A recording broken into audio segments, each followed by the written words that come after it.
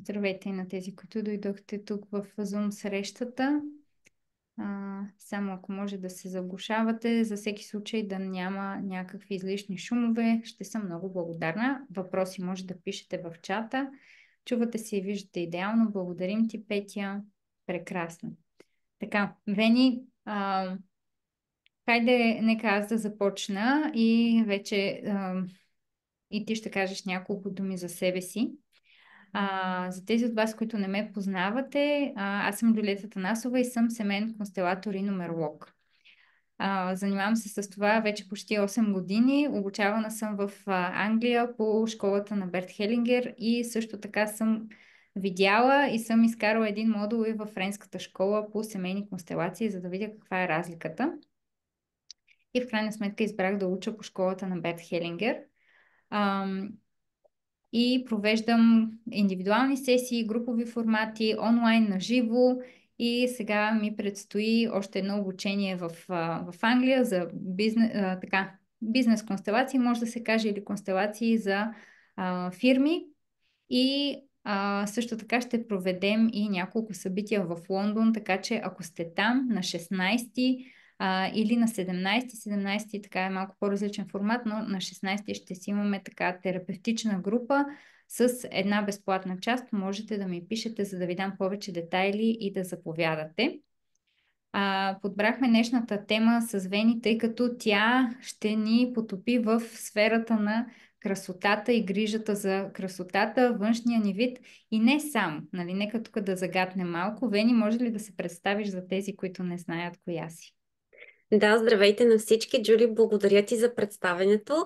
Аз съм Велислава, живея в Лондон от 17 години. По професия съм маркетир и съм завършила връзки с обществеността и Events Marketing Management, но от вече над 13 години всъщност се занимавам имам свой собствен бранд в партньорство с компания, която е грижа за здравето точно отвътре и отвън. И всъщност това е едно от нещата, което мен ме впечатли още когато започнах да използвам продуктите.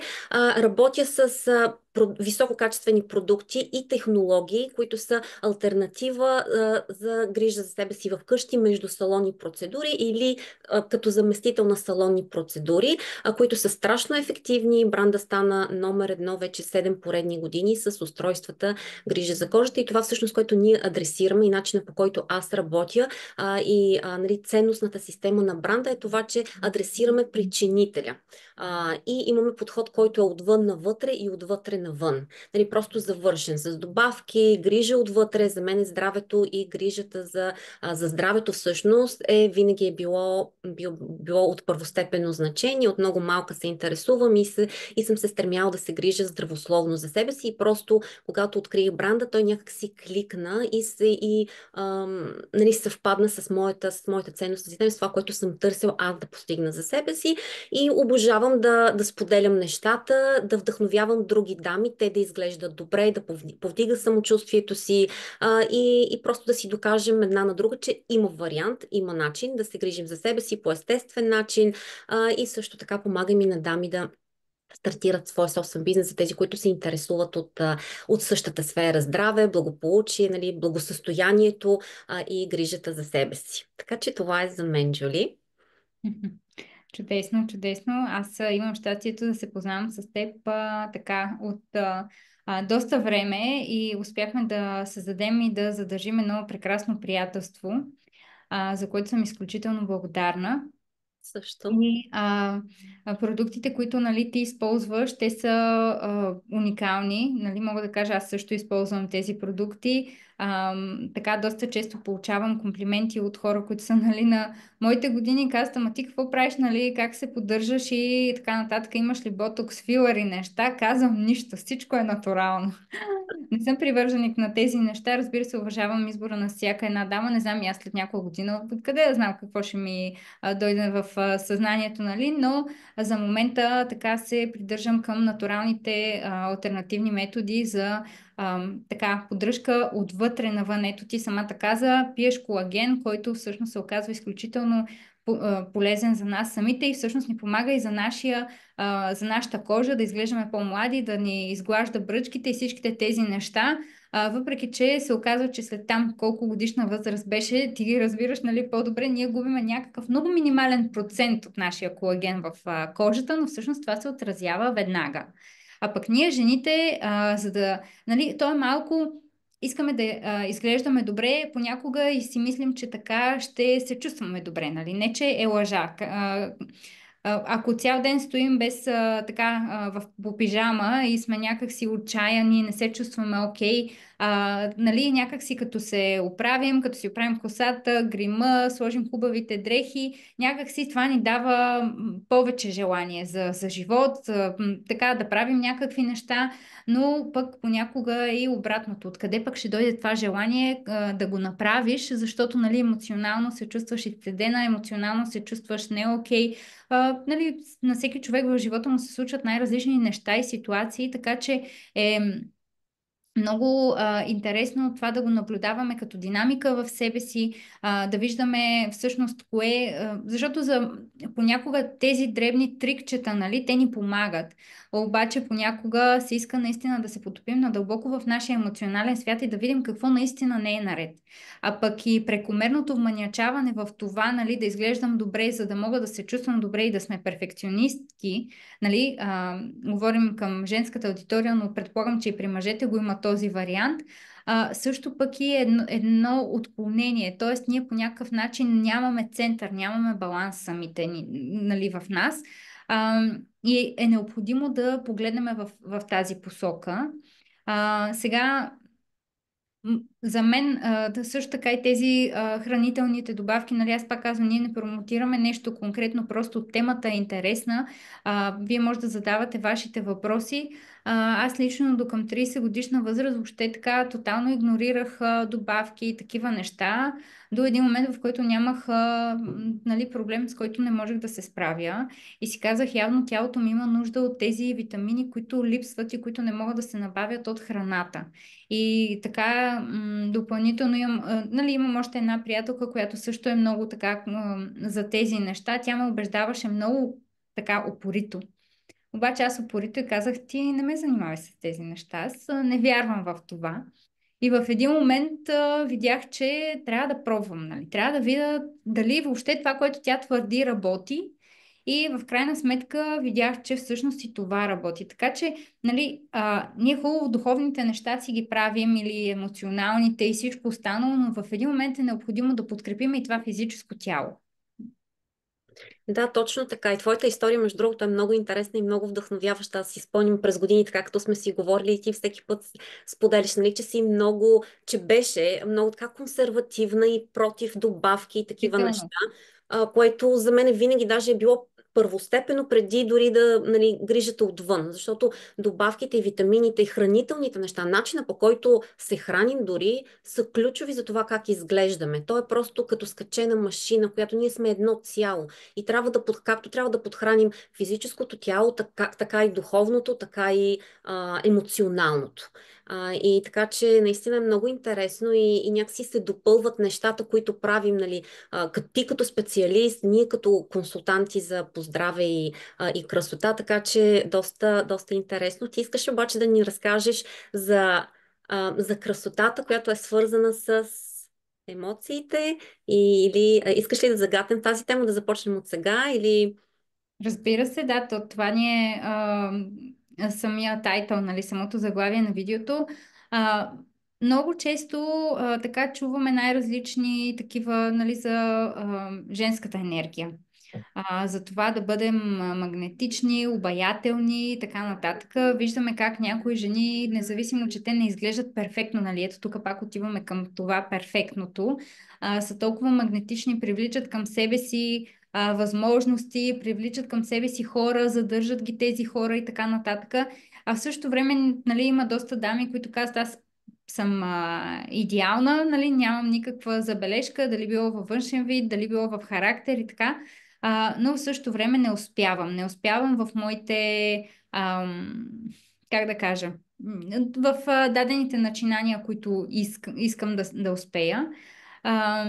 И всъщност това аз го забелязвам и виждам, че до голяма степен се дължи на нашата вътрешна красота, така, нашето вътрешно емоционално състояние. Тоест, ние дали се чувстваме добре със себе си, дали приемаме себе си, дали обичаме себе си. В днешно време така и доста този вид пропаганда, така ако мога да кажа, за любов към себе си до някъде вече ни изкарва в едно отклонение на центъра на нещата. Хубаво е човек да слага себе си на първо място, да гледа да бъде добре и всичко останало, но в същото време не и да се самозабравяме и да бъдем толкова центрирани само и единствено върху себе си, да гледаме само на нас да ни е окей, нали? Смисъл, пак трябва да намериме този баланс за нещата. Женската ни енергия, женската ни красота, тази магнетичност и всичко останало, освен че зависи от нашите така травми и нещата, които ние сме преживели в живота ни, също много зависи и от връзката с майката и бащата. Така че как да кажа, много хора си мислят как, нали, това има общо с мен, аз съм отделна личност, аз съм, нали, отделен човек и така нататък, но ние сме взаимно свързани. И за това връзката с майката е изключително, изключително важна, да се чувстваме добре и да привличаме още към нас самите и не само да привличаме дори и мъжете, защото ако ние имаме много силна връзка с нашия баща, и като жени, т.е. ние казваме на енергийно ниво на мъжете, че всъщност мястото за наш партньор е заето, защото ние възхваляваме бащата, ние го поставяме на пиедестал, ние сме момиченцето или принцеската на татко и така нататък и после се чудим защо нещата не ни вървят в живота или, например, мъжете ни виждат като конкуренция на работното място, те не ни виждат като една жена да ни помагат с някои неща, евентуално ако имаме нужда, а те просто така някак си ни виждат изцяло като конкуренция и се държат с нас по един много по-агресивен начин, отколкото е нужно.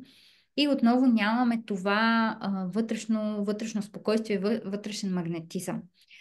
Така че винаги съветвам, че когато искаме да помогнем на себе си, не може ние, дори и външния ни вид, той ни представлява пред другите. Тоест, външния вид е едно изражение на това как ние се чувстваме отвътре.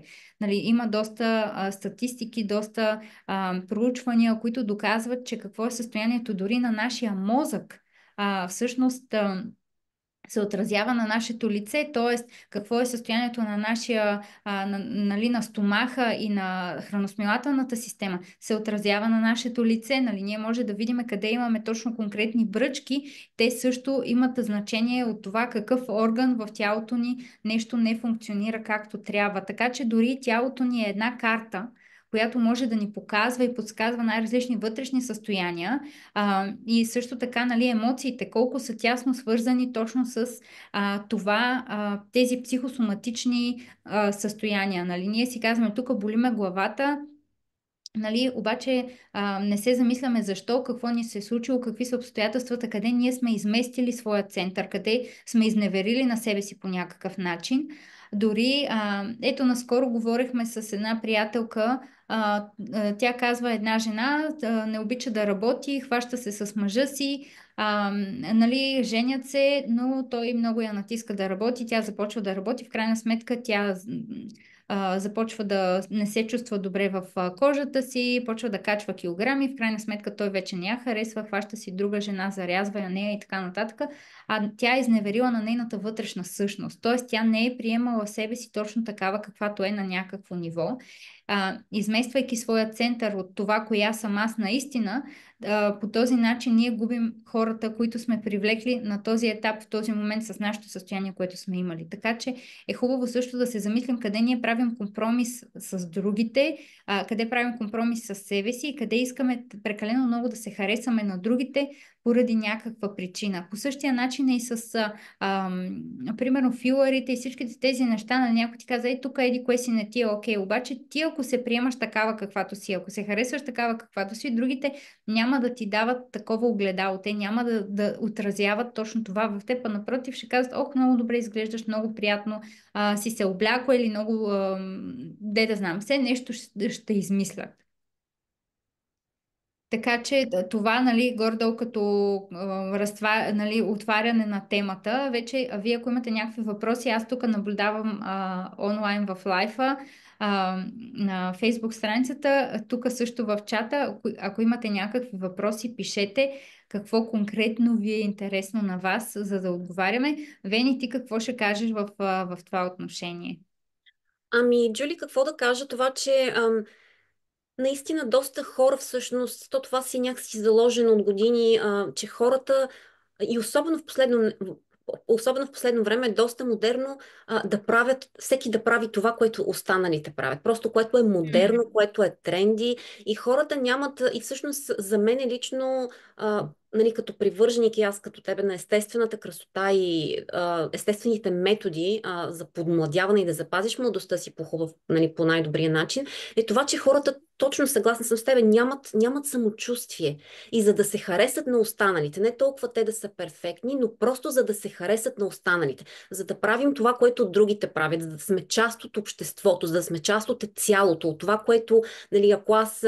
И това се наблюдава, за съжаление, между дами, нали, за това и не съдя като тебе, нали, хора, които слагат филъри и така нататък, защото да, когато става въпрос за естетика, за, нали, дами да се поддържат, разбира се, има нужда, но когато се прекалява, нали, просто нали, да не влизаме в подробности, но всички нали, с една и съща лична карта пътуват поради това, че просто то е жалко. Наистина, за съжаление, се наблюдава тази тенденция, че момичетата, младите особено при жените, те просто нямат самочувствието и искат се нещо да подобрат. Дали от перфекционизъм, дали от това да се харесат, да бъдат видяни. Но Да. когато вътрешно всъщност ние задоволим това, нали, когато имаме самочувствието и когато намерим правилния подход и си кажем, да, защо да не пробвам това, нали, просто хората трябва да са по-отворени и да пробват. Докато не пробваш, нали, няма как да видиш, но със сигурност тези методи, прибягването до такива драстични методи, е свързано точно с това, че хората просто нямат самочувствие. Дамите специално нямат самочувствие, искат да бъдат перфектни, искат да бъдат видяни и, и така и се стига до крайности понякога, но а, това е. И хубавото е, че наистина има начин. Има начин. Аз приветствам абсолютно всички дами да, нали, ако се за тези от вас, които пък търсите, нали, то няма нищо лошо, нали, нещата, които ние предполагам, които аз използвам и които ти използваш, няма значение дали някой е прибягнал до каквито и да било процедури. Те са съвместими. Важно е, че има решение, нали, да се поддържаме вкъщи с устройствата, специално нещата, които аз използвам и които предлагам, нали, са неща, които просто спестяват време и средства. И наистина работят така, че да засилят вашето самочувствие. Между другото, има написана такава книга по тема, не знам дали си я чувала, Джули, казва се на английски Psycho Cybernetics. И тя е написана, всъщност той е доктор, който е бил хирург, пластичен хирург. И той прави, той всъщност написва книгата, защото забелязва, че когато прави операции, пластични операции при някои хора, при него идват хора, които някои наистина имат нужда от подобрение, да кажем, на малко на нослето или малко на скулата или малко на това.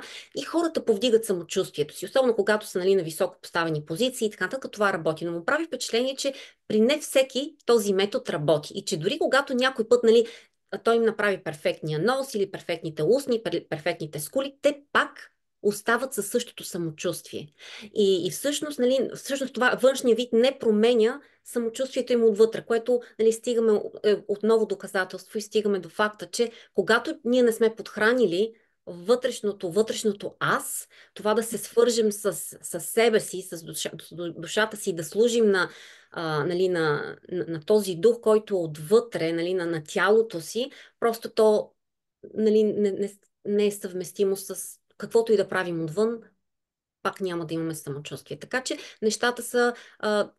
всички трябва да работим и отвътре, да се грижим за емоциите си, както и за външния вид. Не можем да ги изоставим. Нали? Хранителен режим, спорт, хранителни добавки са неща, които и емоционалното благосъстояние са важни и те всички вървят ръка за ръка, за да можем да затворим кръга и да излъчваме тази, нали, да блестим отвътре и отвън, да блестим първо отвътре и то просто се отразява на външния вид, на външната красота. И тогава вече каквото и да сложим отвън, то просто... И обратното, между другото, важи. Когато пък не сме подхранили, както ти каза, когато имаме нужда от това самочувствие, е важно да обърнем внимание на външния вид, защото при някои дами се наблюдава и това.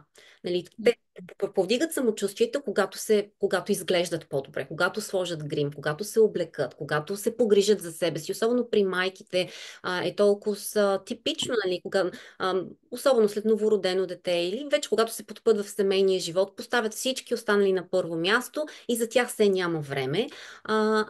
Мили дами, има време. Ако нямате 2 или 5 минутки за себе си, специално, нали, ти знаеш, устройства, които се използват, спестяват ви време, нали, точно той е създаден тези устройства, специално с които ние работим, са създадени точно за бързото ежедневие, за това да ви спестяват време и в същото време да ви дават резултати. Така че наистина има решение, просто трябва да сме по-отворени и да ги търсим тези неща и да се възползваме, когато възможността ни се отвори, когато ви се предложи, нали, нещо, бъдете отворени, ползвайте. И ето сега имаме, между другото, ние също 2 събития, които организираме следващата седмица на 13 ноември в Лондон, в централен Лондон. То ще е на английски, но всеки е добре дошъл. Ще може да пробвате дори продуктите, ще имаме демонстрации, модели, така че ако някой от вас иска да бъде наш модел, сте добре дошли. Ще е вечерта. Пишете ми, ще ви изпратя линк за данни. Безплатно е за гости, така че ще може да се потопите в света на красотата и след това в следващото ни събитие на 17 ноември в неделя. Ние направихме едно такова миналия месец и беше доста успешно. То ще е само на български на 17 в Фромфорд при уникалната Лорет, която има прекрасен салон, изключително елегантен, стилен и там се зареждаме с много женска енергия и там ще е на български. Отново ще имаме модели, ще можем да направим персонално сканиране, нали, на здравето ни отвътре, защото също така знаеш, че работим с един сканер, който всъщност измерва здравето отвътре. Да. И да, той е много добър катализатор и сверяване на часовника от това колко сме здрави отвътре и какво е здравето ни отвътре. Така че това е, което предстои. И сега имаме и черен петък. Така че аз лично нямам търпение да присъствам на 16 на твоето събитие. Просто била съм на твоите събития, била съм на живо, присъствала съм и онлайн. И всъщност така ние се запознахме с матрицата на успеха преди много, много години. Не знам, сигурно вече ще станат 10 след 1-2 години, може би. 2016 Две стават 10. 17-та година, да. 17-та година се запознахме. Аз така си направих матрицата на успеха, която, нали, потвърди факта, че всъщност аз работя нещо, което ми се дава по матрица, което е така. Така че приветствам всеки един, който пък търси да намери като тази дама, за която ти спомена. Това също е един много прекрасен метод, нали, който е малко и като пеп-толк, който може да си правим. Така че нямам търпение за 16-ти. Събитията на живо са, твоите събития на живо са, то както и нашите, нали, по същия начин и с продуктите. На живо ти можеш да усетиш с сетивата си, с 6 сетива, да видиш, да чуеш, да изпиташ тази емоция. Така че събитията твоите на живо са просто много силни, много, много променящи и трансформиращи. Така че нямам търпение аз самата да присъствам и да се срещна с... Призоваваме всички.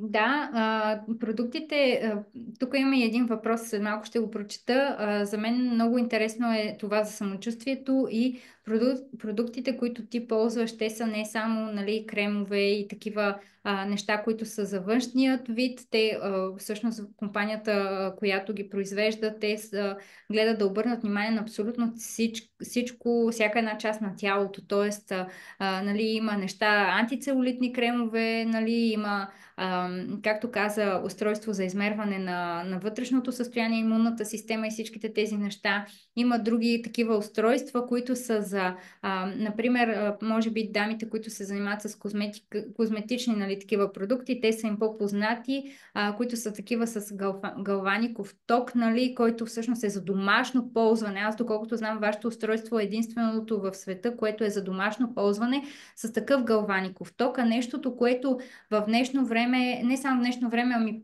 така с възрастта е трудното зарастване на дадена пъпка, раничка или нещо такова, където примерно с този галваников ток може да се ускори това зарастване на нещата.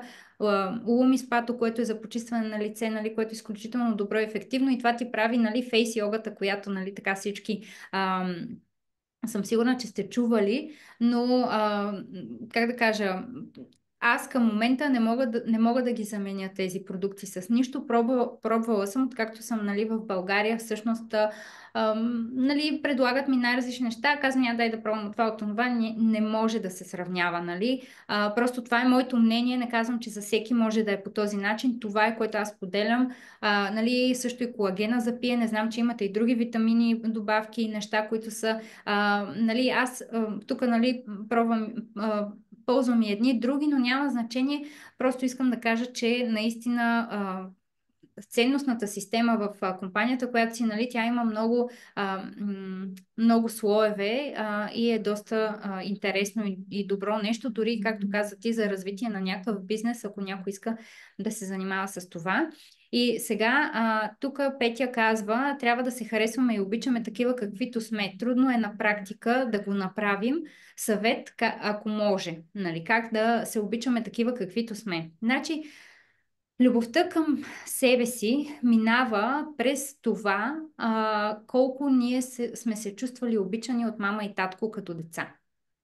За едно дете най-страшното е да не го харесват мама и татко и за това ние правим всичко възможно, което да може те да ни харесват. Тоест ние се моделираме спрямо техните очаквания и изисквания. И дори най-добрите родители да сте или да са били вашите родители, да смятате, че вие нямате никакъв проблем и сте прекрасно сте изживяли детството си, сте пораснали, нали, всъщност има така наречените роли, които ние играем за нашите родители.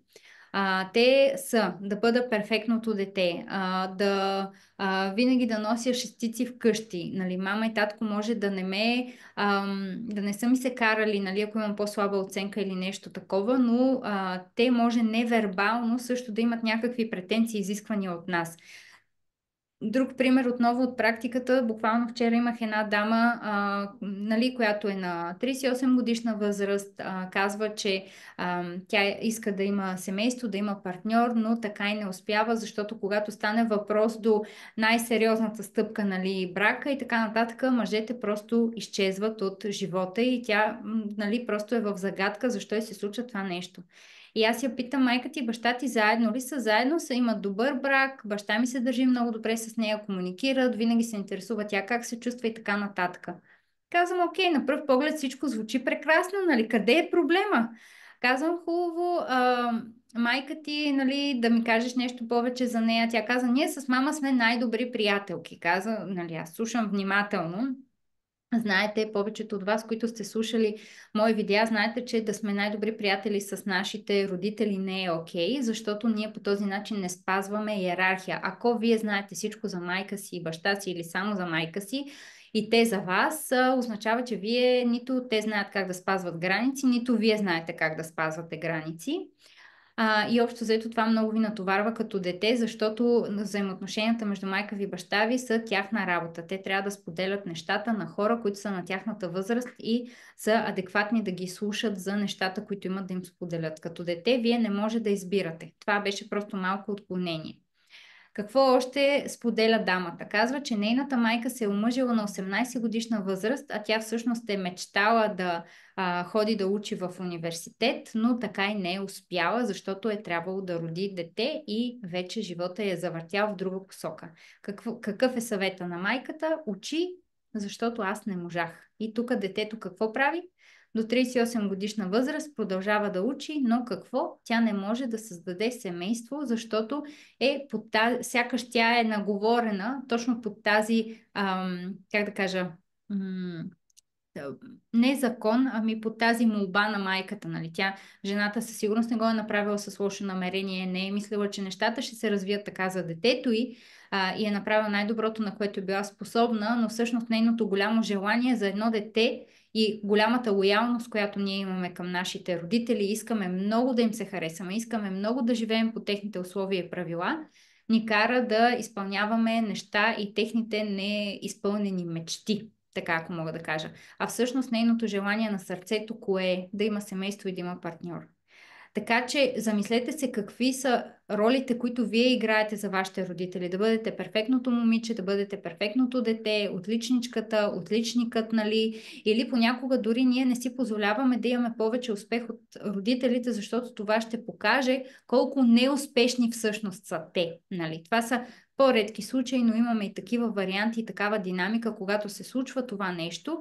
И, както казахме, самочувствието ни идва от това доколко мама и татко са ни приемали такива каквито сме. А като деца ние не сме перфектни. И допълнително ние носим качествата и от другия родител. И ако има проблем между двамата родители и майката не приема бащата, и тя вижда в детето качества на бащата, тя какво прави? Тя ги отхвърля. Тоест, ние отхвърляме една част от себе си. И ние, ако отхвърляме мъжкото в нас или женското в нас, какво правиме? Закъсняваме постоянно, не си държим на думата, разочароваме другите хора около нас, ние разочароваме и нас самите. Нали? Ако не сме се чувствали важни за мама и татко, нещо друго е било важно и приоритет пред нас, ние какво сега не сме важни за никой, не сме важни за себе си и се самосаботираме, т.е. ние нямаме успех, ние нямаме успешни връзки, нямаме успешен бизнес, ние не сме успешни в работата ни, в кариерата ни, или пък го компенсираме и правиме свръх, нали? Или се надуваме енергийно, се казва, за да може другите да ни видят, да ни забележат, което понякога ни коства буквално качване на килограми, за да ни виждат, защото като малки не сме се чувствали видяни. Така че самочувствието тръгва оттам. Първо, също така, ако ние имаме някакъв срам, може да бъде личен срам от лична травма, може да бъде срам от нашите родители. Ако бащата е алкохолик, ако е бил, нали, има случаи, в които се разделят родителите и най-често, нали, мъжете отиват в лоша посока и, да кажем, стават клошари и така нататък. Срамът за детето е огромно, когато има такава ситуация. И още повече вината, че не е могло да помогне на този човек, не че е нужно до голяма степен, но как да кажа, тук е много тънка границата с това колко да помагаме на нашите родители, колко не. Може би е нещо, което ще оставим за друг път да разискваме, но като цяло всеки човек, нали, носи отговорност за живота си. И просто нещата за самочувствието ни, увереността ни не е само има и самочувствие, нали? В смисъл, понякога самочувствието ни идва от опита. Да кажем, в дадена сфера ние се чувстваме по-уверени, защото имаме опит, защото имаме знание, нали? Може дори да имаме опита и знанието, но в същото време да чакаме одобрението на някой друг, нали? И така нататък. Това нещо иска време, иска практика, за да може да сме по-уверени и да имаме самочувствие, но лично за нас и за нашата красота също. И тук може да отидем малко и към връзките, взаимоотношенията, защото много често, ако нашия партньор не ни вижда, ако той не ни харесва такива каквито сме, ако ние постоянно позволяваме той да ни обижда, да ни говори някакви неща, да ни казва колко не сме достатъчно добри за него или за дадено нещо и ние не можем да отстоим себе си, нали, искаме да продължаваме да играем ролята на доброто момиче, което е послушно, което търпи, което е окей с това само и само за да избягва конфликти. Помнете, че в конфликтите има растеж, т.е. в конфликтите ние разбираме, нали, също не казваме да ходим и да се караме с любимия ни постоянно, но когато е нужно да отстоим себе си и да сме неудобни да го правим. Защото много жени не го правят това. И всъщност те така предават себе си. И това пак е едно вътрешен саботаж, вътрешно разочарование и после минават години и те са в някаква депресия. Защо са в депресия? Защото те многократно са си казали на себе си, аз не съм си важна. За моите чувства и емоции нямат значение, има значение как се чувства мъжа ми, как се чувства детето ми и аз съм изцяло отдадена на тях. Но къде е тя самата? Къде сте вие в цялото това нещо? Може би е пример от мама и от баба, че те са били по този начин, те са мълчали, те не са могли да отстояват, мъжете са такива, може да станат мъжемразки, дори да са във връзки. Просто отчаянието е много близко. Отчаянието е наистина много близко. Така че дори тези кръгове, които ние, нали, събития, които ние обявяваме и така нататък, това е пак нещо, което ние правим за себе си. Това е пак аз искам да разбера себе си. Това е една стъпка към себе си. Дали ще бъде чрез красотата, нали, чрез това аз да намеря себеподобни, да се срещам с други жени. Знаете, че ние жените, когато се събираме, ние всъщност си повдигаме енергията и си зареждаме женското поле.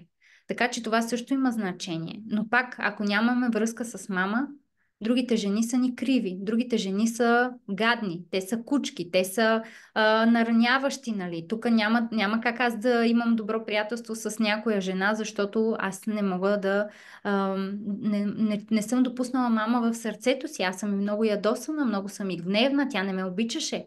И така нататък, нали? Смисъл. Но разликата е, че когато ние вече сме големи, ние може да дадем на себе си това, което майката не е могла да даде. Това е най-хубавото. Но докато стигнем до там, ние трябва да минем през гневът, през болката, през мъката, която не сме изразили като деца. И тогава може да допуснем мама в сърцето. Съжалявам, че бях толкова дълга и многословна, Вени. Не, напротив, много, много хубав въпрос и ти много изчерпателно загадна така доста теми и даде различни примери, което наистина е много, много важно. Аз исках нещо да добавя, но сега си забравих мисълта. Смисъл да го потвърда точно това, че може най-вероятно дори такива травми, ти спомена майката и бащата, но най-вероятно предполагам, аз задавам сега в случая въпрос, възможно и такива енергии или тази липса на самочувствие може би да идва и от предишен народ, нали? Защото ние все пак сме навързани или по-скоро е Да. пряко с майката и бащата. Така ли да го Ами, разбирам? майката и бащата са вратите към рода. Тоест, през тях минават основните неща. Разбира се, ние може да се идентифицираме с баба и дядо, ако сме отгледани от тях. Също една деликатна тема, тук искам да спомена е, ако евентуално има смърт на родител в ранна детска възраст. Тук, нали, хората казват, да, ама аз не познавам мама, аз нямам възможност, даже то тук няма възможност и човек да се разгневи понякога си оставаме в фазата на гнева, нали, или на бащата и така нататък, и тогава човек остава с едно чувство за изоставеност, нали, смисъл, аз пак не съм важен и може партньорите или приятелките в живота ни да ни изоставят постоянно. И тук, нали, ние пак да се чудим защо. Нали, какъв е проблема в мен, какво аз пак направих. Както се казва, има една много хубава книга на Марко Уолинг, "Не всичко започва с теб". Можете да я потърсите, да я прочетете, много е интересна. It didn't start with you е на английски. Една от последните книги, издавана по темата за семейните констелации. И наистина просто самото име е доста показателно, защото ние сме доста и егоцентрични и си мислим, че всичко е свързано само единствено с нас.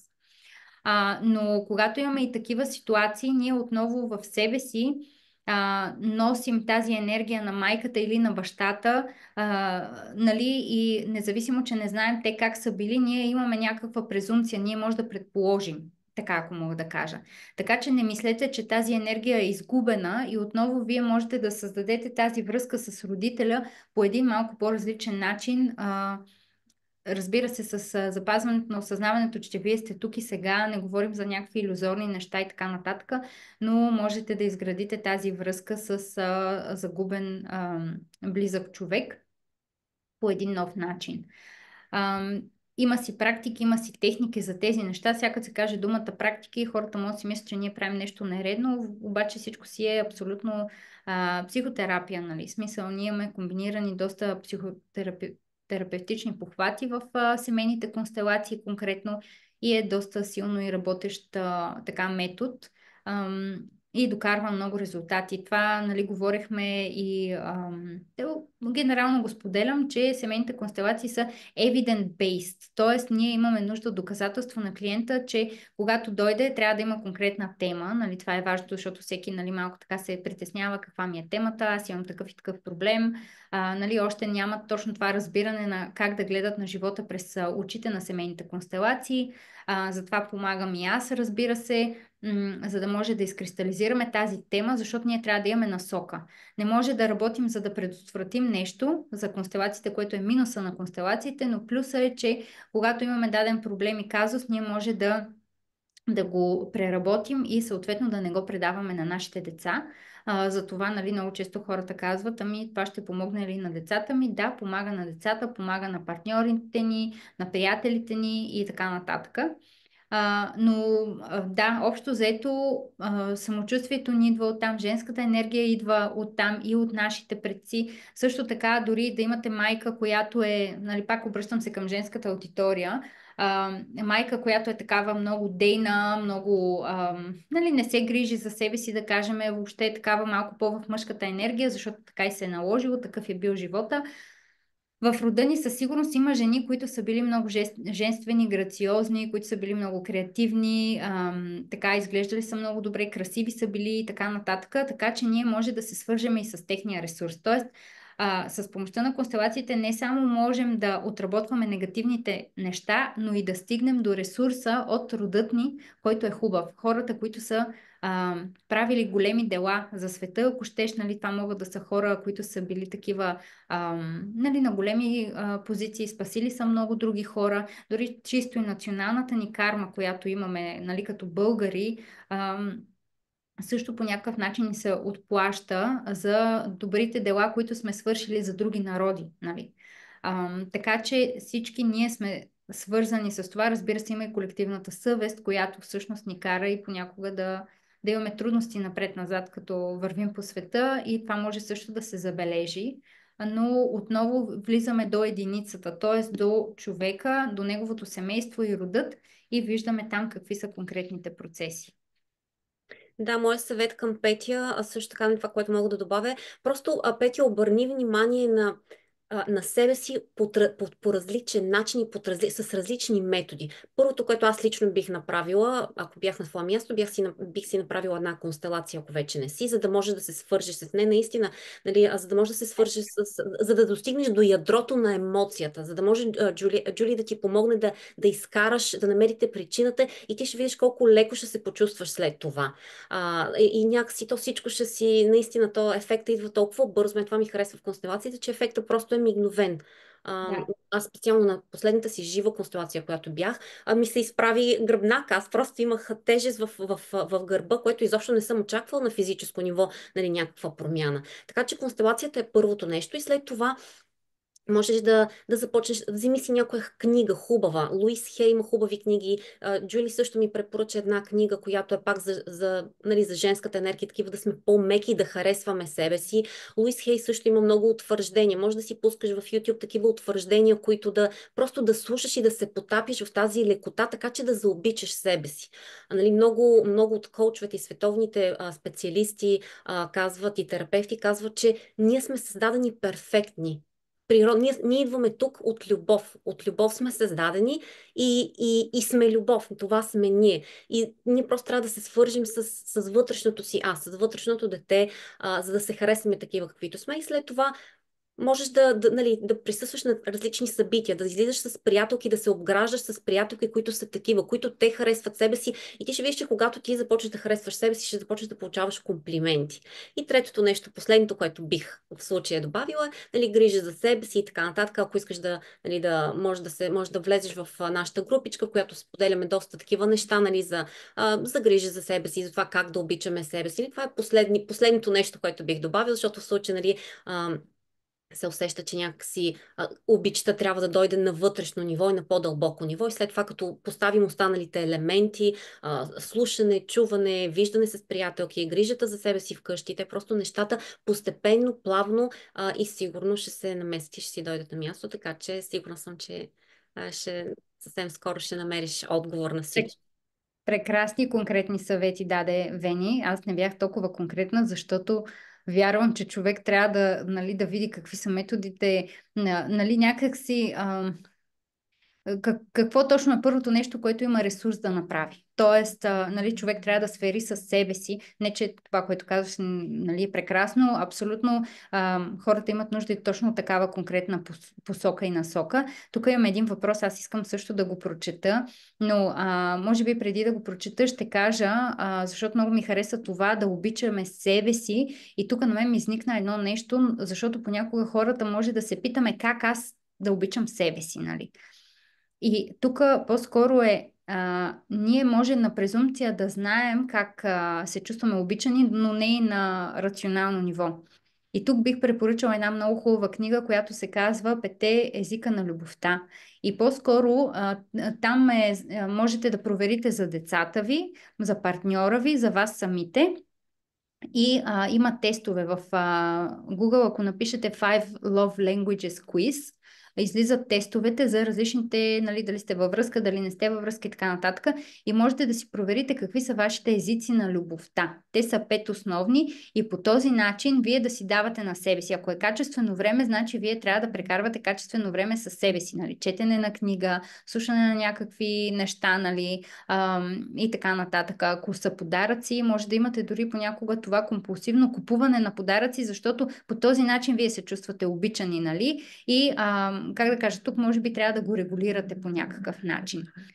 Книгата е страхотна, казва Красимира. Благодаря, че я препоръчвате. Абсолютно съм с две ръце за тази книга, защото наистина аз, когато правя терапия на двойки и те почнат, нали, той ми носи цветя, а всъщност така и не изхвърли букука и така нататък. И аз казвам, добре, само задръж малко. Това е защото твоя език на любовта е нали, actions, act of service, т.е. някой да направи нещо за теб, ти така разбираш, че си обичана, а пък неговия език на любовта е подаръци, затова той ти носи цветя. И най-хубавото е, че тези езици се учат, нали? Това не е нещо, което ние така сме родени, така ще си остане и така нататък, ние може да ги научим един за друг.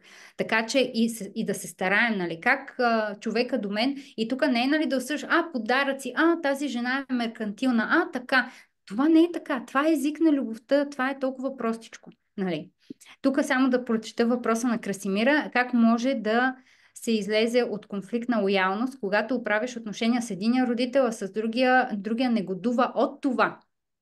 Красимира, значи това е много, как да кажа, много често срещан казус, когато родителите са разделени и не само, нали, понякога, когато те имат някакъв вътрешен конфликт. Това означава, че родителя по някакъв начин теб те намесва в взаимоотношенията и те кара да избираш. И за да може ти да се отделиш от това нещо е граници и другото е да заявиш на другия родител, че мамо или татко, обичам и двама ви еднакво, нали, по един и същи начин, имам нужда и от двама ви, приличам малко на теб, приличам малко и на татко. И това е. Аз не мога да избирам. Не ме карай да избирам. Не е честно да избирам. Защото като дете на двама ви обичам и двама ви. Защото вие сте плод и резултат на любовта между мама и татко. Независимо, че те после не са в добри отношения, това не е ваша работа. Вашата работа е да си обичате мама и татко, да ги приемате и двамата, да не вземате страна, защото, както казахме още в началото на видеото им разказахме за това, това много натоварва. Това е родителя, нали, за съжаление, понякога наблюдаваме, че и родителите въвличат децата в тези неща, защото нямат вътрешен ресурс и не работят върху себе си. Те не са осъзнати. И тук, нали, не е да кажете, сега майка ми трябва да дойде на констелация, трябва така, така, така. Оставете я жената или бащата да се оправят така, както знаят. Когато им дойде момента, те сами ще намерят техния начин. И ако е писано да се осъзнаят, те ще се осъзнаят. Ако не, вие трябва да ги приемете такива каквито са и да поставяте граница. Границите, това е направо такава голяма тема. Толкова много трябва да се говори за нея и да се правят най-различни вебинари или каквото и да било, че просто да може да се вкорени, защото аз виждам, че хората не осъзнават това нещо. Тук аз точно това си стигнах до нея, личния опит във вече втория ми брак, казва Красимира. Темата е необятна, безкрайно благодаря. Благодарим ти, Краси. Така че да, това са много съществени неща. Гледайте да не се въвличате в проблемите на родителите ви и нещо друго. Когато го направите това, може да изпитвате лека тъга и вина. Обаче какво казва Берт Хелингер за вината? Когато ние се съгласим на вината, тя изчезва. Тоест, а, има неща, които ние имаме право. Разбирате ли? Има неща, за които да, ако вие постъпите лошо с някой и така нататък, да се чувствате виновни, остава вината във вас. Но когато са такива неща и да се чувствате виновни, че вие сте по-добре от еди кой си или вие изкарвате повече пари от еди кой си, но това е на базата на вашите усилия. Нали така? Тоест, на теб това ти е право да обичаш баща си, право ти е да обичаш майка си, нали, на всеки човек. И никой не може да каже обратното, независимо колко лоши са родителите, нали. Смисъл, те могат да бъдат много лоши, но детето в крайна сметка има липса, нали така. И това се опитва да си набави. Много ти благодаря за въпросите. Другите, ако имате някакви въпроси тук на Zoom, чакай да видим, има някой, дето е писал нещо, но аз не съм го отворила. Само Не мисля, секунда. няма. Благодаря ме само от Петя. Добре. Ако имате още въпроси и тук на Фейсбук или на а, така, на Zoom, където сте, можете а, да пишете. Ние ще ви отговаряме. Много е интересно това, което спомена за емоциите и ти го каза да минеш през емоцията. Дори професионалисти, нали, и коучове, така терапевтите казват, че това е нещо, от което много ние хората всъщност бягаме. Нали. Тъжна съм, дай сега, нали, ще се преструвам, че съм позитивна. Напротив, стой в тъгата, за да може тя стани приятел, приеми я. Тъга ли ще е, болка ли ще е, срам ли е, какво е. Когато ние стоим в емоцията, аз понеже сега бях на един семинар много интересен, точно нали, за емоционалното състояние и за австралийските есенции, което всъщност помага точно за това как да лекуваме, нали, нашите емоции на много дълбоко ниво. Много интересна тема, но това, нали, което знам за емоциите е, че емоциите трябва да стоим в тях, за да могат те да си отидат. И даже дамата, която говореше семинара, де си каза, стойте си, ако нещо сте гневни, стойте си в гнева и аз стойте гневни 1-2 часа, да видим след това дали няма да ви е по-добре. Няма ще се забрави след това, че сте гневни. Наистина, когато стоим в тази емоция и преминем през емоцията, тя просто, нали, се стопява след това. Така че е много нещо, което аз първо съм чела в много книги, нали, след това постепенно се потвърждава от тебе, от терапевти и така от много хора постоянно, така че доста интересна тема. Абсолютно. Ами да, те емоциите имат заряд. Тоест ние като автоматично правим, нали така, все едно искаме един балон да потопиме под водата и то ни коства много усилия. Тоест много от нашата жизнена енергия, тя изтича точно в това ни състояние да потискаме емоциите. И така като ги натискаме с този балон, то иска усилие, въпреки че балона е много лек. Нали, но във вода, за да го натиснем отдолу, става много трудно в един момент. И като са една емоция, друга емоция, трета емоция, просто в един момент ние се чувстваме толкова изтощени, че нямаме ресурс за обикновените неща в живота ни. Така че е хубаво да ги преживяваме. Аз точно това казвам, хората, които идват на констелациите, те са просто предизвикани да преживеят емоцията, която дълго време са потискали, им е изтичал ресурса там и след това затова се чувстват освободени мигновенно, разбирате ли? Защото има хора, които са толкова готови да я пуснат тая емоция, но просто в ежедневието ни нас ни е страх, ние се стягаме и точно това стягане, защото нямаме подкрепата и ресурса. Дори понякога е много трудно в ежедневието ни да постоим в тази тъга.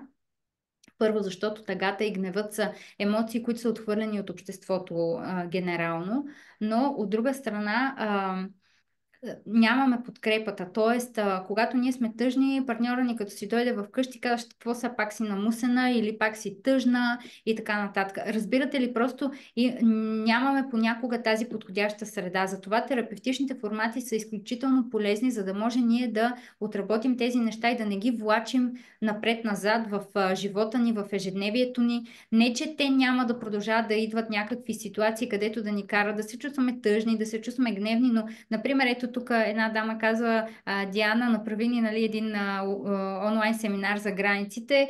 Живи, здрави, ще направим и това, но когато сме гневни, какво е най-елементарното като техника, което може да използваме? Щом съм гневна в момента, означава, че някоя моя граница е нарушена. Или аз самата съм допуснала тази граница да се наруши. И в тази ситуация как аз мога да вербализирам, т.е. не да изкрещя или не да ударя някой или да се ядосам или да нещо такова или да постоянно да повтя напред-назад. По-скоро как мога да вербализирам така, че следващия път да не се нарушава моята граница, че понякога ние самите си нарушаваме границите. Нали? Примерно аз си казах днеска, че няма да направя тези 5 неща, обаче аз сега се пушвам до макс, за да мога да ги свърша до края на деня и не да съм ядосана, че не съм успяла да ги свърша или че се преуморих накрая и не мога да легна да заспя от преумора, а всъщност да си кажа, окей, имам ресурс и сила за 3 неща, другите 2 ще ги направя утре, нали, окей. И другото, което е, когато има човек, който ни нарушава границата, не да се страхуваме да се скараме с него, не да се страхуваме да се заявим, за да няма конфликт и така нататък, а напротив, да кажем, нали, виж какво, не съм окей с това, моля те не го прави втори път. Нали, да се заявим по такъв начин, че значи, какво ми се случва на мен? Имаше някаква ситуация, където нещо бях ядосана за нещо в моето ежедневие. Някакъв човек ми пише някакъв коментар там на една група, бях коментирала нещо и аз оттам се заявих, нали, но с такава сила, просто направо си казвам, сега викам не позна. Такова нещо аз по принцип да реагирам на някакви хора или ги блокирам, или ги игнорирам, въобще не обръщам внимание. Обаче аз толкова сериозно се заявих пред този човек и толкова адекватно, нали, не с агресия, не с лошо нещо, му казах истината в очите, нали, смисъл казах му, че за мен това е много, че това не е окей, явно няма друга работа и затова се заяжда с хората в интернет. Този човек умекна след моя коментар, нали, взе там да ми каза, не, аз много се радвам, нали, на хора като вас и така нататък, нищо, че първия коментар беше тотално не окей. И след това идва един човек при мен на сесия и аз казвам, къде ме намерихте? И той каза, ами ти се беше отстояла много добре в един коментар в една група и това ми направи много силно впечатление. И аз бях, вау!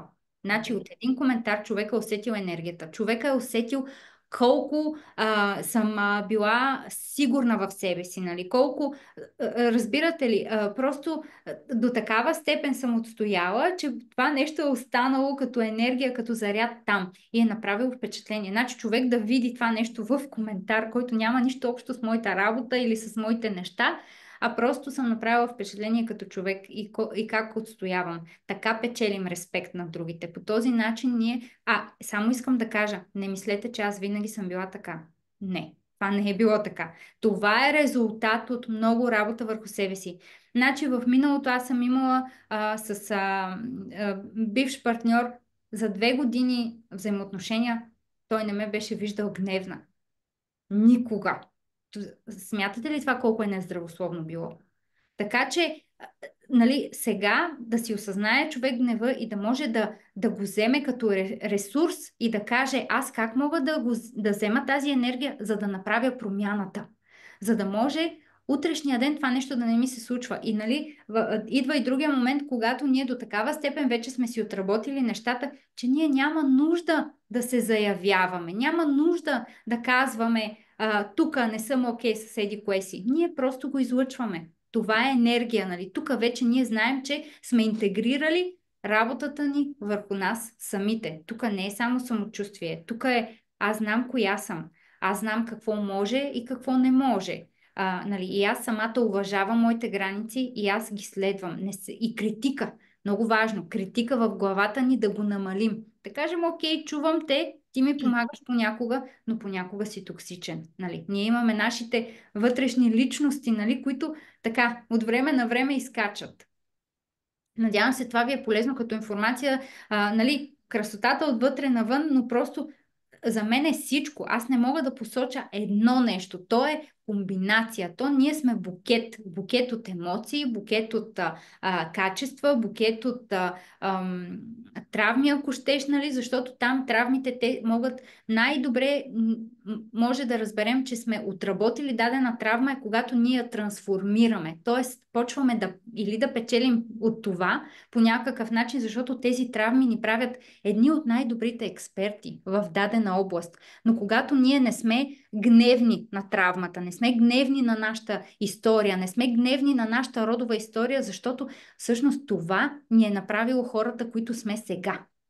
Нали, ние сме такива благодарение на всичките тези ситуации, съдби и това нещо ни е изплело нас самите. Както ДНК-то, нали, тя е така, се завърта, тя ни плете, буквално. Имаме тук още някакъв коментар, малко е дълъг, Вени, и ще ти дам думата и на тебе. Не проблем, давай, много, много интересно звучи. Аз имам, между другото, аз също един въпрос. Нека да отговорим първо този, ако имаме време, че ми хрумна, Хайде, когато слушах. добре.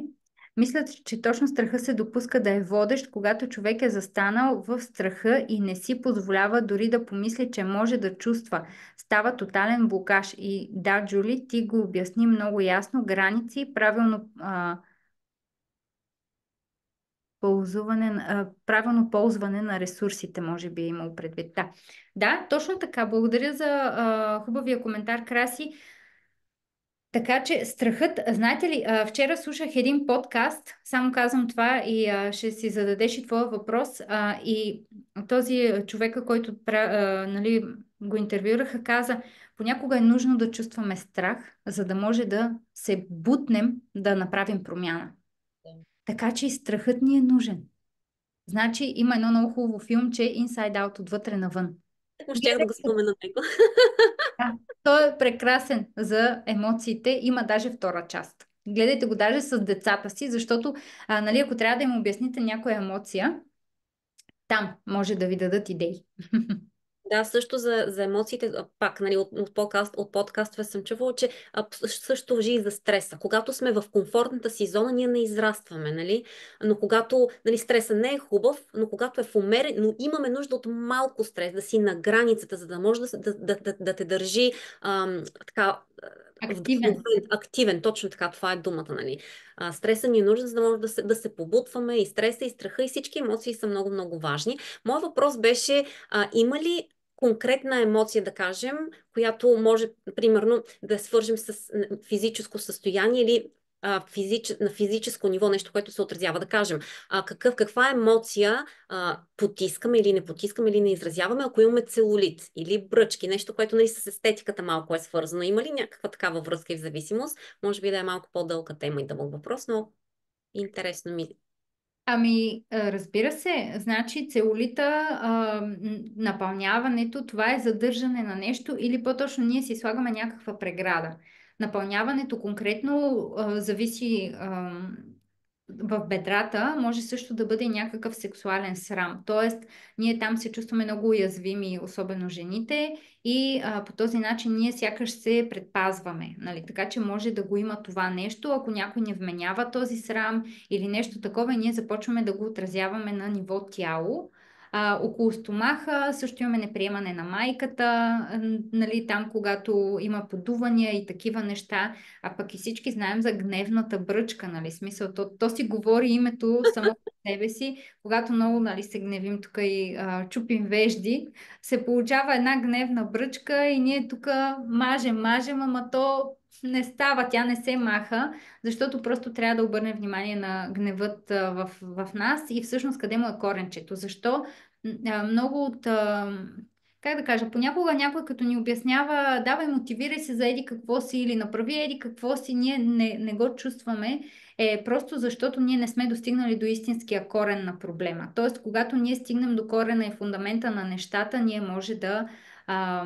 може да излекуваме, да подобрим или да... Буквално аз съм имала случаи, в които имаше една дама, тя дойде на констелация, темата й беше за изобилие, тя искаше, нали, т.е. тя искаше да си намери работа, даже не беше за изобилие, а си беше да си намери работа, защото наскоро беше загубила работата си. И ми пише, буквално след 2 часа се прибрала вкъщи и ми казва, Джули, не мога повярвам, целулита ми се махна, вика, от констелацията. Казвам, какъв целулит, бе, жена? Ние го работихме за работа, нали? Това ти беше констелация. Казва, не знам, нямам целулит. Така че ето, т.е. всичко, което освобождаваме, нали, нашите травми, те са свързани точно и с нашето физическо състояние, защото ние ги държим в тях. Т.е. има много книги, които казват, нали, даже има една книга, мисля, на Габор Матей, когато не може да кажем не, тялото го прави вместо нас или нещо такова беше името на книгата.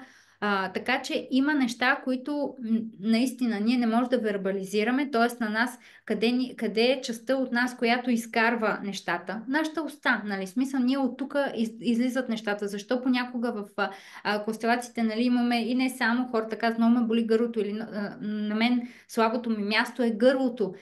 Защо е това така? Защото ние каквото и да имаме като емоции, които, нали, бушуват в нас, нали, от сърцето, стомаха, то стига до тук и ние като не му позволяваме да излезе, потискаме го надолу и то какво става? Тук най-много се задръстваме, нали.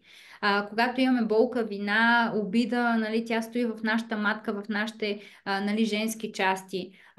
Когато стомаха ни нещо не е наред, значи нещо не може да джеснем, нещо не можем да асимилираме, не можем да интегрираме. Когато имаме наранено сърце, сърцето ни боли, паника, атаките са на лице, не може да дишаме или имаме много плитко дишане.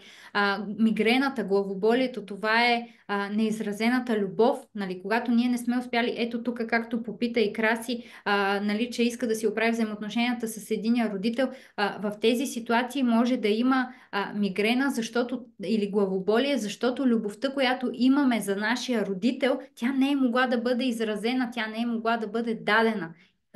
И по този начин се получава главоболието. Така че всяко нещо, нали, психосоматиката е като една карта. Просто трябва да знаем как да я четем. Наистина трябва да знаем как да я четем.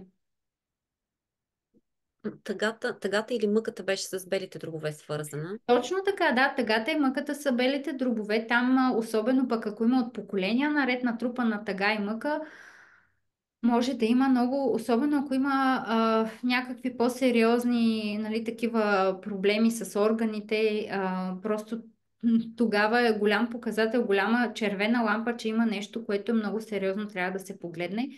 Също така може да разглеждаме и чисто физическите заболявания, като липсващи хора от родовата ни система. Какво се има предвид под липсващи хора? Хора, които не са били зачетени, не са били видяни, не са били признати. Някой им е отнел правото да принадлежат към тази родова система, към нашата родова система и ние е необходимо да им дадем място. Нали? Някой от рода все трябва да им даде място на тези хора, за да може симптомите лека по лека така да отшумят. Разбира се, здравето е много комплексно. Една констелация понякога може да не помогне и не само констелация, нали? Може да имаме нужда от други а, така Терапии. методи, похвати, терапии, нали, не само нали, доктори, лекарства и всичките тези неща.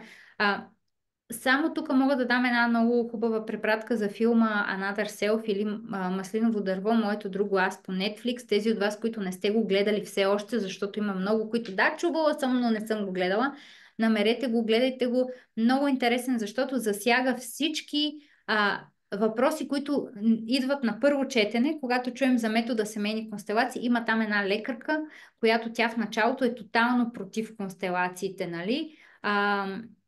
И след това тя започва даже да учи констелации, нали? Това вече във втората част на филма и нали, комбинира. Даже тя в края мисля, че може и да почне да се занимава с някакви билки и такива неща, т.е. да комбинира медицината, която знае с констелациите и всичко останало, но това сигурно предстои да видим, но много интересен и е той терапевтичен. Ако искате да, нали, някакъв безплатен достъп до някакви терапевтични формати, филма е прекрасен метод за това. И разбира се, после вече по-центрирано. Аз имам, нали, много често мъжете, те като гледат този филм и казват, нали, дамите, казват, аз нямаше нужда вече да го убеждавам. Той гледа филма и сега сам иска. Викам, добре. Да, филма е разкошен, аз също го гледах даже два пъти първата част и втората е много, много хубав, много, много терапевтичен. Даже вкъщи го гледахме заедно. Всички. Чудесно, да, да, да. И така, ами сега, ние мисля, че вече вървим колко време, я да видиме тук. И 10 Да, минути и да 1 приключим. час и 10 минути. Ние с теб може да си говорим до утре сутринта, нали? Това е със сигурност. Но може би нека да напомним отново моето събитие на 16 ноември в Лондон. Тези от вас, които така сте там, заповядайте. Имаме 1 час безплатна така версия, така ако мога да кажа. Ще имаме и кратка констелационна практика, за да усетите какво са семейните констелации за себе си. Нещо да си отработите за вас самите. И след това можете да останете от 12 до 6 часа за вече груповите констелации, които са с лични теми. Имаме места само за представители, т.е. за участници. Така че заповядайте, пишете ми налично, за да ви дам конкретните детайли, адреса и така нататък. Ще ви очаквам, нямам търпение. Аз още от миналия месец съм, нали, духом съм в Лондон, защото толкова много неща трябваше да организирам, да комуникирам и така нататък с хора там. Благодаря ти много и че така се съгласи за този лайв, Вени, да го направим заедно. На мен ми е изключително приятно. Твоето събитие каза на 13 и на 17. 13 в Лондон, в същата ерия, в същия хотел, на 17 е изцяло на български и е в Ромфорд, в Есекс. Аз всъщност ще споделя, къде да споделя, не знам, може би под твоя коментар. Може под видеото в моята страница. Да, аз също ще посна там и събитието. Имаме тук някой е поснал. Да, ти си поснал някакво Да, това е за групичката, група. който иска да се присъедини. Също така ти имаш имаш канал в Viber и в WhatsApp за онлайн констелациите, който иска да усети също, може да се присъедини там, може да споделим и тези линкове, защото те са Да, доста полезни. Аз също много пъти съм се включвала в тях така, нали, защото сме и от полза на други хора и в същото време отработваме нещо за себе си, макар че нали, не сме представители, просто само при присъствието ни отработваме неща, така че е доста интересно. да, абсолютно. Значи ще поснем и линковете за групите. Те са безплатни групови онлайн констелации, които провеждаме всеки четвъртък от 11:30 българско време, 9:30 английско. Краси казва, благодаря много, поздрави от Чикаго. Да, имаме хора и от Америка, имаме хора, които стават в 4 часа през нощта за тези групи, защото наистина са изключително полезни. Споделяйте и на други хора да знаят, че има начин, че има алтернатива, защото знам, че българите в чужбина малко или много се изолират повече, нали? Смисъл там комуникацията, там това да бъдеш видян, чут е много важно, така че не се оставяйте по този начин. Имаме, Рада казва, благодаря от Валенсия. Ето, имаме хора навсякъде, така че включвайте се. Това го правя за вас. Аз също съм живяла в чужбина, 10 години съм била в Лондон и знам какво е покрай пандемията, просто нещата някак си се обтегнаха още толкова относно комуникацията, относно това да бъдем свързани с другите и за това ги правя тези групи. Заповядайте, добре дошли сте да участвате. Имаме правила, гледаме да държим една добра среда, за да може да свършваме това, за което сме, но е наистина много полезно за всички. Правиме входни медитации, изходни медитации, така че заповядайте. Ще ги постнем в Facebook групата, Facebook страницата ми на коментар. Нели казва, благодаря ви, прекрасни Вели и Джули. Благодарим ви на всички, които ни гледахте тук в моята страница и тези, които се присъединихте тук на Zoom линка. Ще има запис на това. Записа остава във Facebook, ще го качим в YouTube за тези, които не успяха да го гледат. Юли, благодаря ти. Аз от сърце винаги си прекрасна. На мен също ми е удоволствие да те слушам и да присъствам на твоите събития, да се уча от тебе, защото ти си един от моите ментори и съм ти безкрайно благодарна, защото си помогнала не само на мен на първо място, но и на страшно много мои приятели, на колеги, на хора от екипа, с които работя на моя екип, на семейството ми. И просто аз винаги казвам, ти си един дар от Бога.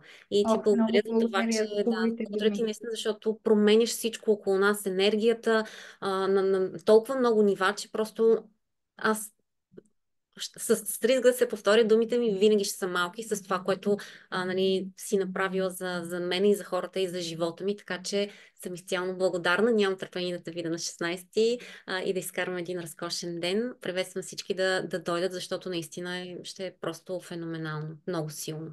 Много благодаря за хубавите думи. Наистина аз мога да благодаря на Бог, на моите родители, на моите предци, на хората, които са покрай мен и ме подкрепят и така ми дават сила да продължавам и разбира се и на теб, защото тези думи са наистина много ценни за мен и аз като човек така се радвам винаги на обратна връзка и на драго сърце. На драго сърце помагам колкото мога и разбира се останалото си е вече и от човека. Да. А, и така, благодаря ти за прекрасния разговор и за красотата, която донесе днес тук със себе си и ти самата, така, глоу, който също имаш. А, и ще се видим на живо на 16. Целувки, прегръдки на Целувки. всички и до скоро. Чао! Чао.